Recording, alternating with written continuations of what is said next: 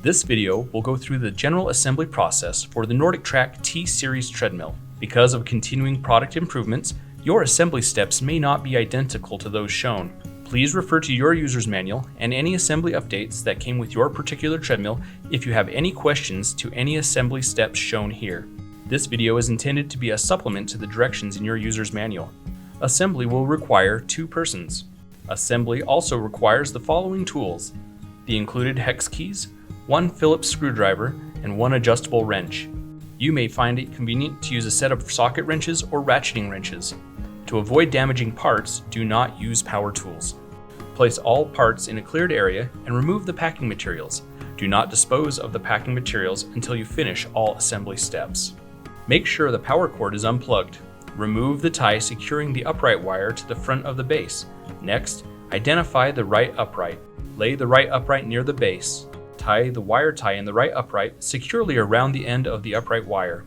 Then, insert the upright wire into the lower end of the right upright as you pull the other end of the wire tie through the right upright. Press the grommet into the square hole in the right upright. Make sure not to pinch the ground wire. Then, attach the ground wire to the right upright with a number 8 by 1/2 inch silver ground screw. Hold the right upright against the base. Make sure not to pinch the upright wire. Attach the right upright and a wheel with 2 3/8 by 2 1/4 inch screws, a 3/8 by 1 1/4 inch screw, a 3/8 by 1 3/4 inch screw, and 4 3/8 star washers. Do not fully tighten the screws yet. Attach the left upright and the other wheel in the same way. Note, there are no wires on the left side. Remove and save the 4 5/16 by 3/4 inch patch screws that come pre-installed in the uprights. Identify the left and right base covers. Slide the left base cover onto the left upright and slide the right base cover onto the right upright. Do not press the base covers into place yet. Insert the tab on one of the cover brackets into the slot in the left upright. Attach the cover bracket with 2 number 8 by 1/2 inch screws. Attach the other cover bracket to the right upright with 2 screws. On the right upright, the slot is below the 2 small screws. Position the upright wire to the inside of the right upright. With the help of a second person, set the console base assembly on the right and left upright. Position the upright wire so that it is on the inside of the assembly. Be certain not to pinch the upright wire. Partially tighten a 5/16 by 3/4 inch screw into the center hole on each side of the console base assembly and the top of the right and left uprights. Do not fully tighten the screws. Identify the right handrail assembly. Remove and discard the 2 pre-installed placeholder screws. Next, carefully raise the pulse crossbar enough to allow you to slide the handrail onto the console base assembly. The cover bracket should slide into the narrow space in the lower portion of the handrail assembly. Attach the left handrail assembly to the left side in the same way. Attach the right handrail assembly with 2 5/16 by 2 1/2 inch screws and 2 5/16 star washers. Do not fully tighten the screws yet. You may need to adjust the position of the right handrail assembly to align the screws properly. It's important to avoid damaging the pulse crossbar in this step. Do not use power tools and do not over-tighten the number 10 by 3/4 inch screws. Attach the pulse crossbar to the right and left handrail assemblies with 4 number 10 by 3/4 inch screws and 4 number 10 star washers. Start all of the screws and then tighten them. With the help of a second person, hold the console assembly near the console base assembly. Locate the console wire in the right side of the console assembly. Connect the upright wire to the console wire. The connectors should slide together easily and snap into place. If they do not, turn one connector and try again. If you do not connect the connectors properly, the console may become damaged when you turn on the power. Insert the console and upright wires into the console assembly and position the wires on the decal. Connect the wire from the center of the pulse bar assembly to the wire from the console assembly. Insert these wires into the hole in the console base. Set the console assembly on the brackets on the console base. Do not pinch any wires. Make sure that the wires are inserted into the console assembly. Then, attach the console assembly with 2 5/16 by 1 3/4 inch screws and 2 5/16 star washers. Start both screws and then tighten them. Attach the small console cover with two number 8 by 3/4 inch screws. Do not over-tighten the screws.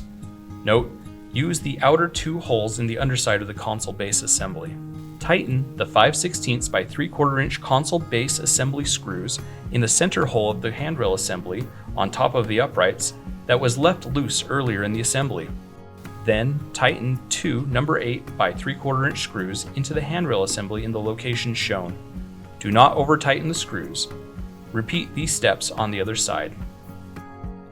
Finally, firmly tighten the two 5/16 by 2.5 inch handrail screws that were left loose on each side of the handrail assembly. Next, identify the handrail cover. Insert the tab on the right handrail cover into the right handrail assembly. Then, press the right handrail cover onto the console assembly. The right handrail cover has a mushroom fastener that should snap into the hole in the base assembly. Then, attach the right handrail with a number 8 by 1 inch screw. Do not over-tighten the screw. Attach the left handrail cover in the same way. Carefully slide the upright crossbar between the left and right uprights. Attach the upright crossbar with the four 5/16 by 3/4 inch patch screws that you removed from the uprights previously and four 5/16 inch star washers. Start all four patch screws and then tighten them. Insert the tray from the front of the treadmill and set it on the upright crossbar. Attach the tray to the upright crossbar with four number 8 by 1/2 inch screws. Start all four screws and then tighten them. Take care. If the treadmill is assembled on a smooth surface, it may roll forward while assembling the storage latch. Remove the two 5/16 by 3/4 inch patch screws from the latch crossbar. Raise the frame to the upright position. Have a second person hold the frame until the storage latch is completely installed. Install the latch crossbar to the frame. Make sure that the "this side towards belt" sticker is facing the treadmill and the bracket is toward the ground. Attach the latch crossbar to the brackets on the frame with the two 5/16 inch by 3/4 inch patch screws that you just removed and two 5/16 inch star washers. Remove the 5/16 inch nut and the 5/16 inch by 1 3/4 inch bolt from the bracket on the base. Next, orient the storage latch with the narrow end towards the base of the treadmill and the sticker facing the ground. Attach the lower end of the storage latch to the bracket on the base with the 5/16 inch by 1 3/4 inch bolt and the 5/16 inch nut. Then, raise the storage latch to a vertical position and remove the wire tie. Align the upper end of the storage latch with the bracket on the latch crossbar and insert the 5/16 inch by 2 1/4 inch bolt through the bracket and the storage latch. This will push a spacer out of the storage latch. Discard the spacer. Next, tighten the 5/16 inch nut onto the 5/16 inch by 2 1/4 inch bolt. Do not over-tighten the nut. The storage latch must be able to pivot. Then, lower the frame by pushing forward slightly on the deck and pressing the top of the latch with your foot. While the top of the latch is depressed, lower the deck. Firmly tighten the four 3/8 inch by 2 1/4 inch screws and the two 3/8 inch by 1 1/4 inch screws. Next, tighten the two 3/8 inch by 1 3/4 inch screws. The wheels must be able to turn freely. Next, set the left inner base cover onto the lower end of the left upright. Slide the left base cover downward and press it onto the left inner base cover. Then, set the right inner base cover onto the lower end of the right upright.